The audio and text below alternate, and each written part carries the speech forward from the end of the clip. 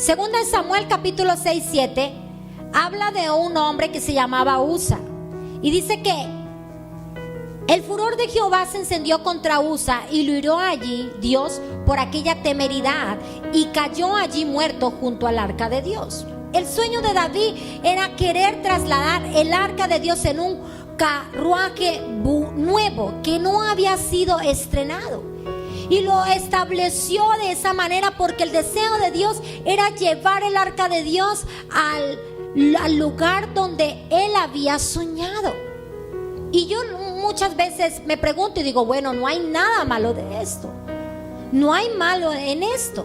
Como tal vez usted se puede decir en este momento, ¿qué de malo había en que David quería trasladar el arca de Dios en un carruaje nuevo? Antes había una buena intención en Dios. Había estipulado en el libro de Números capítulo 4 del 14 al 15 que el arca de Dios había sido estipulada llevarla sobre los hombros.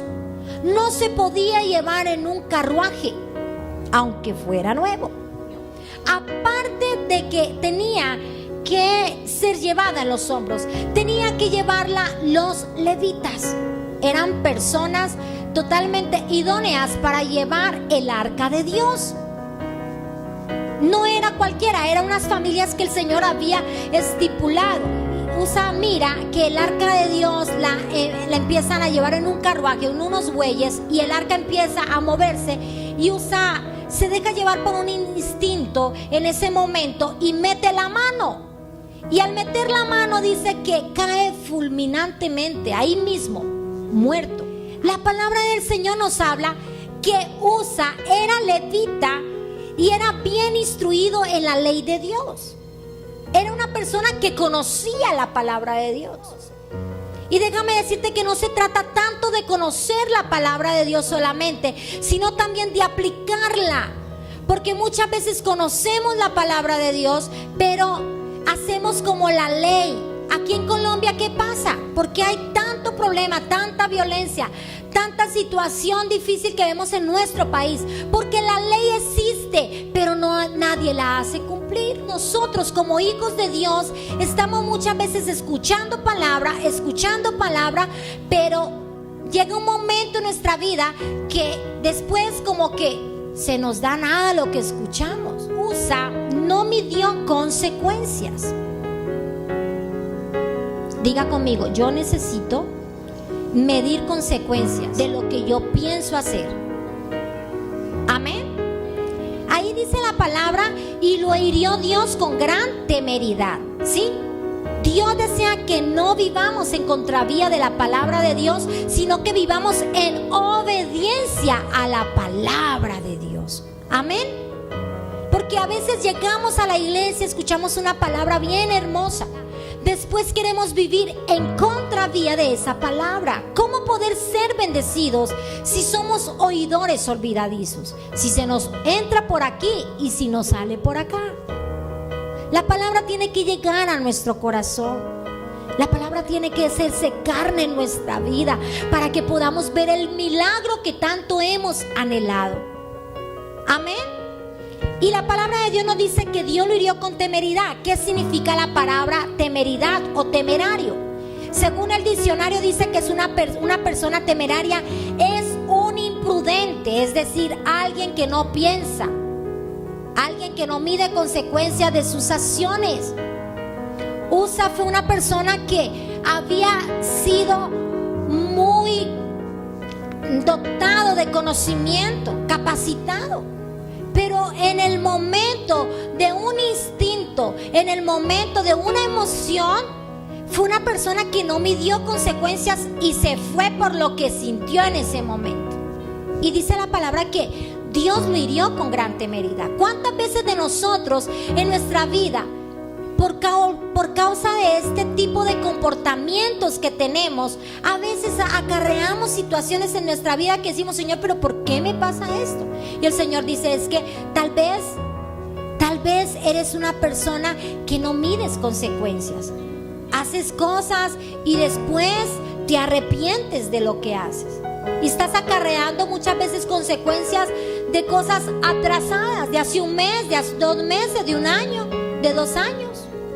En el trabajo, en la escuela, en el hogar, en el matrimonio, con los hijos, con los padres, con los hermanos de la iglesia. ¿Qué era el arca?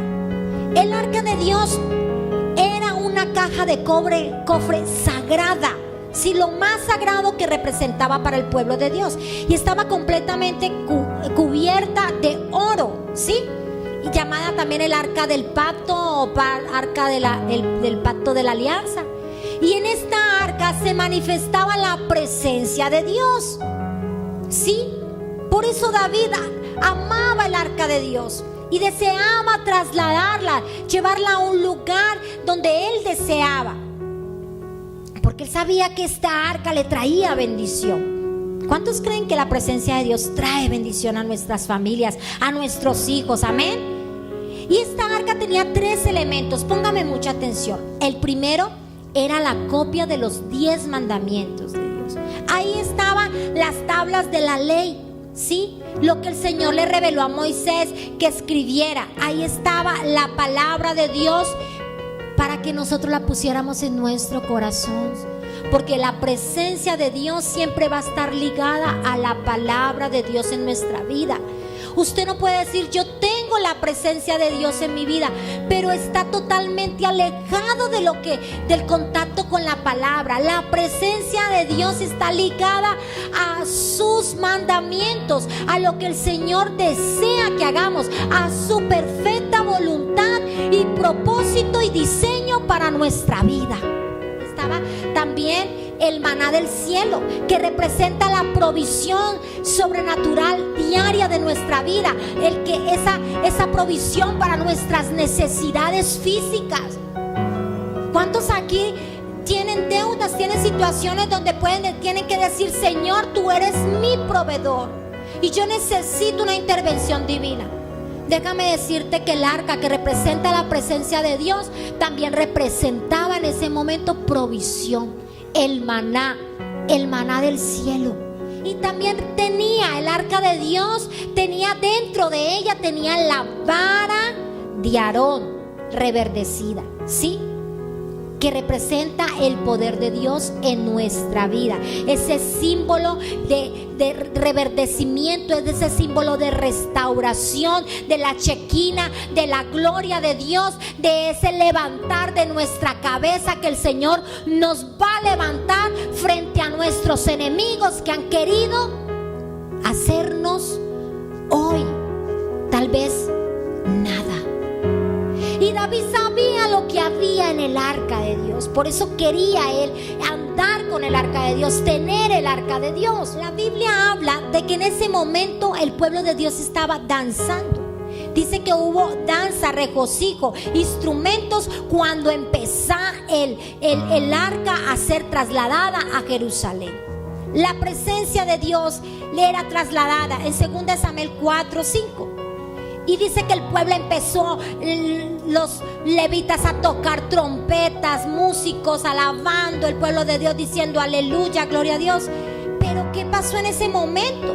En plena alabanza llega Usa, toca el arca de Dios y cae muerto. Eso me hace ver cuando nosotros muchas veces, por el pasar de los años, cuando nos acostumbramos en la vida cristiana, caemos nosotros en una familiaridad con la presencia de Dios, en llegar a ser tan amigables con Dios, pero en amigable de ser conchudos y confianzudos con Dios, en el sentido de que ya no se nos da nada y pisotear un mandamiento o un deseo de Dios para nuestro corazón. Yo quiero decirte, hermanos, que en ese momento Usa se le olvidó los 20 años que llevaba. O sea que el hombre estaba acostumbrado a ir a la iglesia, acostumbrado a ir a los cultos, acostumbrado a orar, tal vez a cantar, tal vez a ayunar, a leer la Biblia. Pero en el momento que él sabía que no se podía tocar el arca de Dios, y lo hizo. No le importó porque se dejó llevar por un instinto en ese momento. Errores, hermanos, que a veces nos llevan a vivir cosas dolorosas e innecesarias en nuestras vidas. El arca fue transportada, pero sin embargo, hermano, a David se le olvidó que Dios había dicho que el arca tenía que llevarse en los hombros. Y la intención era buena. Las emociones a nosotros nos engañan. Las emociones, hermano, nos engañan.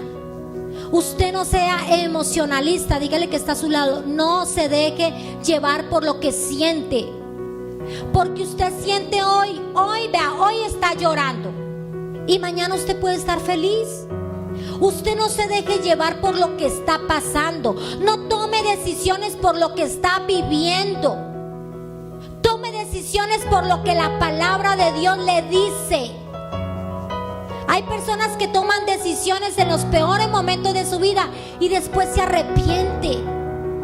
Usa debía haber creído que si Dios había dicho que los levitas tenían que llevar eso y el arca se iba a caer, que Dios era tan poderoso que Dios no dejaba que se cayera, porque Él es poderoso. Pero cuando nosotros nos dejamos llevar por lo que sentimos, desfallecemos en la fe.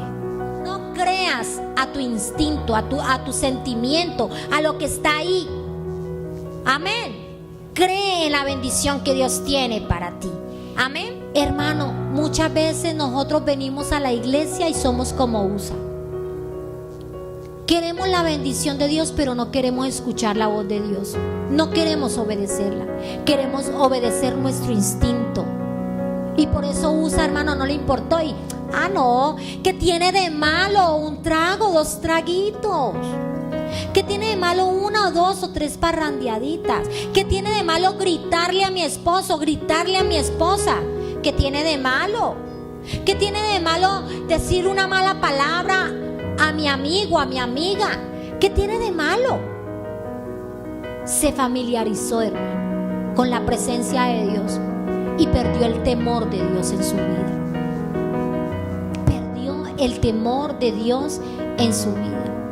¿Sabe que cuando los hijos le pierden el respeto a los padres, empiezan a tratar a los padres como quieren? Y sabe que muchas veces nosotros perdemos ese respeto por Dios. Muchas veces nos familiarizamos tanto con la palabra de Dios que la menospreciamos y no nos importa conocer la voluntad de Dios, ni menos querer hacerla. Usa tenía ese problema. No le importaba hacer la voluntad de Dios, ni menos obedecerla. Déjame decirte, la presencia de Dios trae todo tipo de bendiciones. Todo tipo de bendiciones: sanidad, prosperidad, restauración. Lo que tú ves imposible es posible con la presencia de Dios en tu vida. Pregúntate, ¿en qué le estás desobedeciendo a Dios? ¿En qué área de tu vida tú haces lo que hace Usa? Tocas el arca.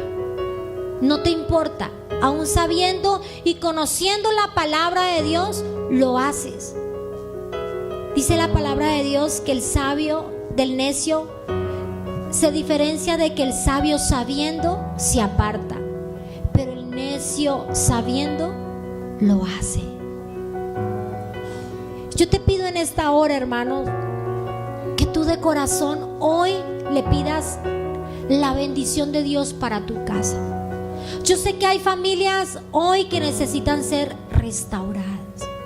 Yo sé que hay familias hoy que necesitan decir: hey, Señor, necesito tu bendición en mi familia. Tal vez en donde, Señor, necesitamos en el área de las finanzas. Tal vez otros dirán: no, Señor, yo necesito hoy que mi familia toques mis hijos. Yo necesito que los toques a ellos. Otros dirán: Señor, necesito que toques a mi esposa, a mi esposo, mi matrimonio, Señor. Otros dirán: Señor, lo que yo necesito que entre a mi casa es que tú sanes la enfermedad, que tú sanes, Señor Padre, lo que hay en los corazones, la enfermedad física, la enfermedad espiritual que ha entrado dentro de nuestras familias. No sé cuál es tu problema hoy, pero atrévete hoy a decirle: Señor, yo me arrepiento. Yo necesito hoy corregir esa aptitud religiosa. Tal vez llevo 20 años como Usa, tal vez llevo 5, llevo 3, llevo 2, llevo algunos meses, pero no hay un cambio en mi vida. No te obedezco, hago lo que quiero. En mi vida tal vez no hay el deseo de hacer tu voluntad. Entonces, ¿cómo puedo pedir que tu reino venga a mi vida? Entonces, ¿cómo puedo pedir un milagro de Dios en mi vida? Hoy me arrepiento, Señor, y te pido que desde hoy hagas que tu presencia venga a mi casa.